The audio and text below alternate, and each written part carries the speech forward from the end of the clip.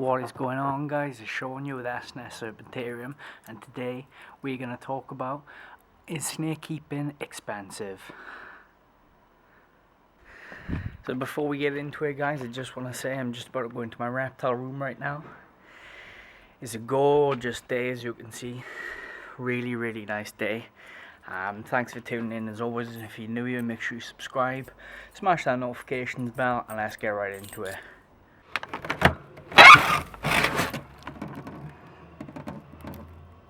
It's feeding time. So as you guys have probably guessed, the first cost is going to be these guys, frozen rodents. I've just got these to thaw out. I'm feeding some of my snakes today, not all of them. As you can see, there's not that many frozen rodents there compared to my collection size.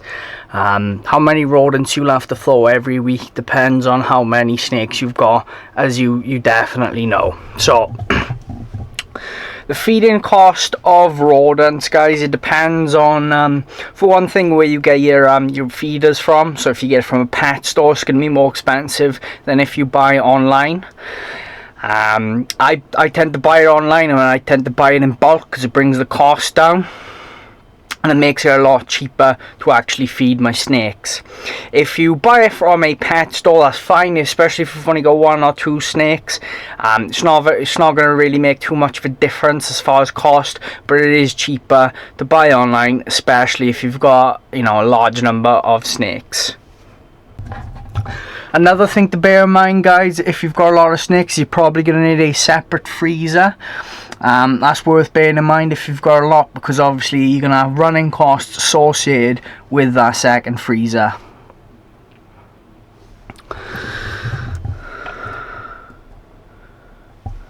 Just bear in mind as well, guys, I can't really tell you how much it'll cost per frozen rodent. Where you live in the world, and it depends on the local price of your local reptile shop, but typically for most snakes you're looking at £2 or less per week, or $2 or less in the United States, or $2.50 or whatever the currency is. And if you're in Europe, it's going to be €2, give or take a couple of cents or less per week. Depends on the size of your snake, though. That's really important. So the size of your snake, guys, that's a massive factor on what sort of cost you're gonna have. If you've got a bigger snake, you've got to feed bigger prey items, and that's gonna cost more. If you've got something like a spotted python, something like this size will be enough every week. I actually pay about 30-40 pence for one of these, which is about 50 US cents. So it's a very low cost, and this once every 10 days or every 7 days is fine. If you've got something like a ball python, something like this will be typical. Okay, it's still frozen, as you can see, right? Still frozen, hard as a rock, and that'll cost you about, in a shop, that'll cost you about £1.50 to £2, and in the US, then you're looking at around the $2 mark. So if you've got something bigger like a boa, you'll need a XL rat for when it's an adult, and that'll set you back around £2.50 or $3 US in a typical pet store. So as you can see, guys, feeding costs really depend massively on the size of the snake. So it's really hard to give you an exact cost. You'll have to work that one out for yourself. But keep in mind, guys, if it's a boa and it's feeding on a big meal like an XL rat, you'll only have to do that every other week. So it could actually work out cheaper to have something like a boa as far as feeding costs over a ball python, because you don't feed it as often. So that's always worth bearing in mind if the cost is something that's really important to you. Right, let's get into the next cost then, guys. So the cost of the snake, this will vary massively on what snake it actually is. You can buy a typical beginner snake, something like a spotted python, a ball python, a corn snake. Well, I'm not going to say warmers because they're quite expensive.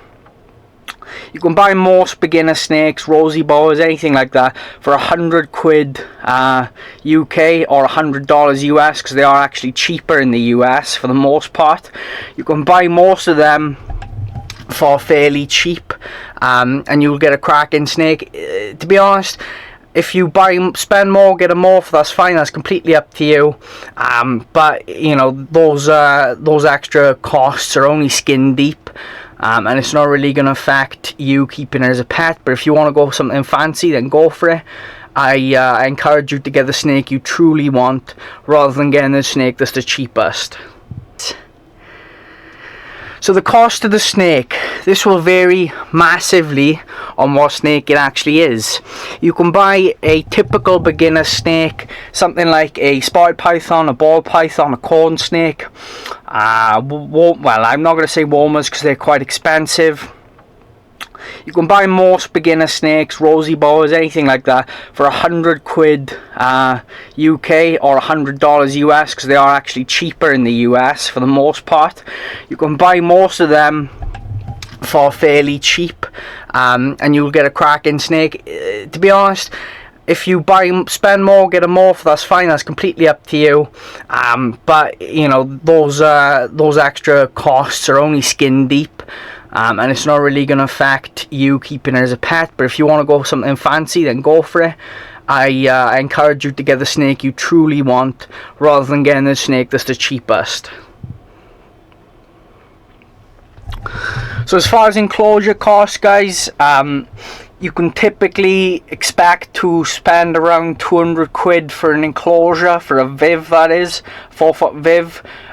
Fully set up, normally that'll be the ballpark you're looking to spend, or around $250 US. You can get one second hand for pretty cheap though. You can typically get a second hand Viv in good condition for under 100 quid. So that's worth bearing in mind if you are on a tight budget. You don't always have to buy brand new. There are quite a few pros with buying second hand as well, because they typically are already all set up for you, so that's worth bearing in mind. It can be a bit easier, but if I were you, I would bleach it all down, or treat it with F10, spray it all down with mite spray, leave it for like a week before you actually put your snake in there, in case there's any parasites or any mites lurking in that used enclosure.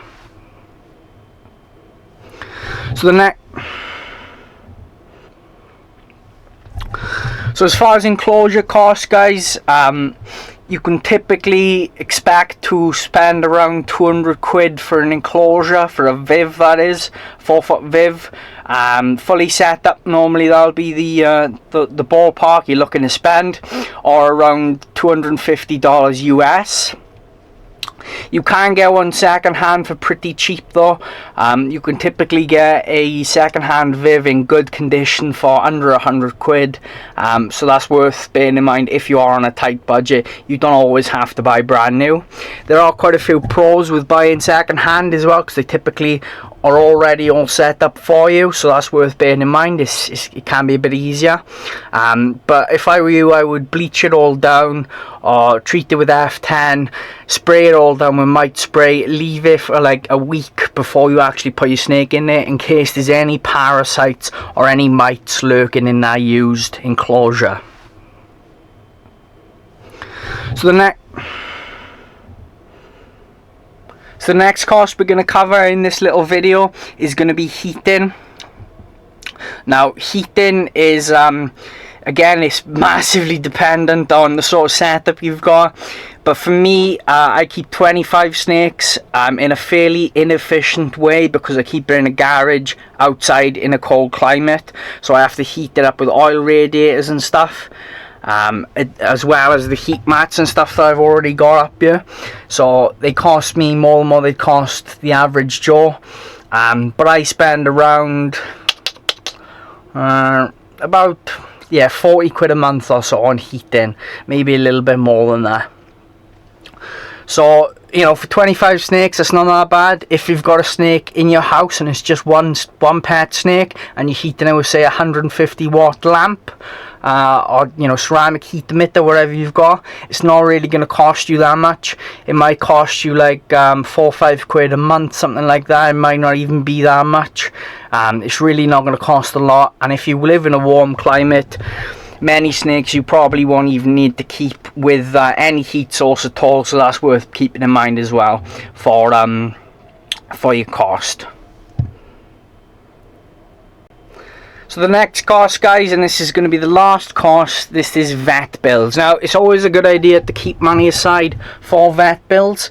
I certainly always have got a little bit of cash left over for vet bills in case anything happens.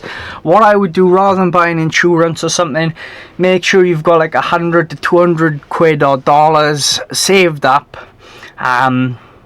In case anything goes wrong, then you've got the money to deal with most issues. Then really, most vet visits will cost under 100 quid or $100, depending on where you go.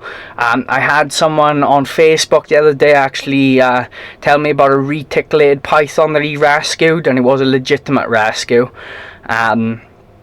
He rescued it, had it treated for alright, he bought the antibiotics and everything, and it cost like £61 in total, so that it's really not that expensive to go to the vet. So just have that little, you know, buffer there ready in case anything does go wrong and you do need to see a vet. But you don't need to routinely see a vet. If there's nothing wrong with your snake, you don't need to go to the vet. It's just going to stress it out. Only go if there is something wrong, but if there is something wrong, I do think you should go. So just to summarize then, guys, the monthly cost of keeping a snake is going to be around 10 to 30 quid a month, or $10 to $30. Depends on the heat type that you're using, the size of the snake, how often you need to feed it, stuff like that. And then the upfront cost is going to be anywhere from like $100 to $300 or onwards. Depends on how much you want to spend on the snake itself and how much you want to spend on the enclosure. So I hope you really enjoyed this video, guys. If you have enjoyed it and you've made it this far, drop us a like. If you're new around here, make sure you subscribe and smash that notifications bell. And I will see you in the next video. Thanks, guys.